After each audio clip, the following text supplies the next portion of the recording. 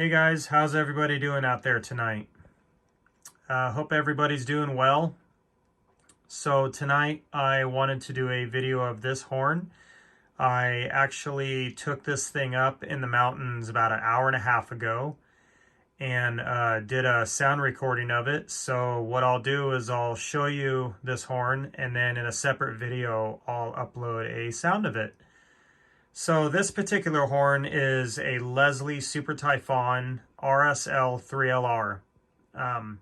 It is all bells forward as it is right now, obviously. But so anyways, this is a Tampa horn. It's got Tampa heads and a Tampa tag on it.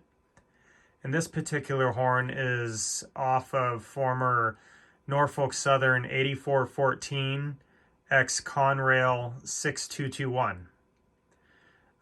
This horn was off of that locomotive, and actually that locomotive was sold to Progress Rail in 2020. So very, very excited to have this horn and have it saved from the scrapper's torch. So this is off of a GE C40 So I'll just show you this thing real quick. It used to have the screen filters on it. Those pretty much disintegrated, so they are no longer. There's a couple videos that people have uploaded on YouTube of this horn on Norfolk Southern 8414, and it sounds really good.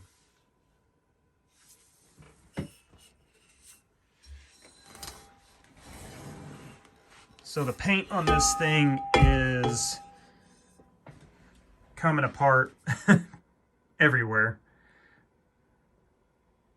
Pretty much flaking off every time I move it, but it's okay. So this is the tag right here. I'll show you the tag. It's got a really nice tag on it. And it does have the typical crack on the manifold on these Leslie horns, especially the RS5Ts, the S5Ts that have been in service for a long time. They always develop a crack right here. It's not on this side, it's on the other side. I'll show it to you.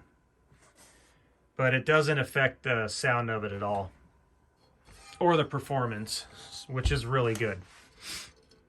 You can see the paint on this thing is just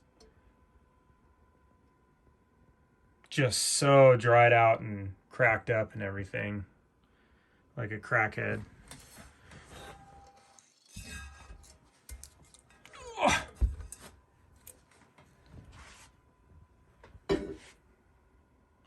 There's the Tampa, Florida back caps on it.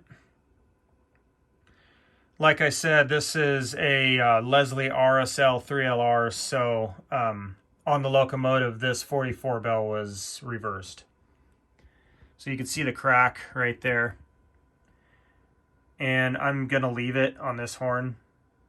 When I had a RS5T a while back, it had the same crack on the manifold. I ended up JB welding it. If it doesn't really affect it, I'm just going to leave it. So no point in fixing something if it's not affecting the horn. So anyways, yeah, really cool. Exciting locomotive horn to have. Piece of Conrail history right here. Really excited.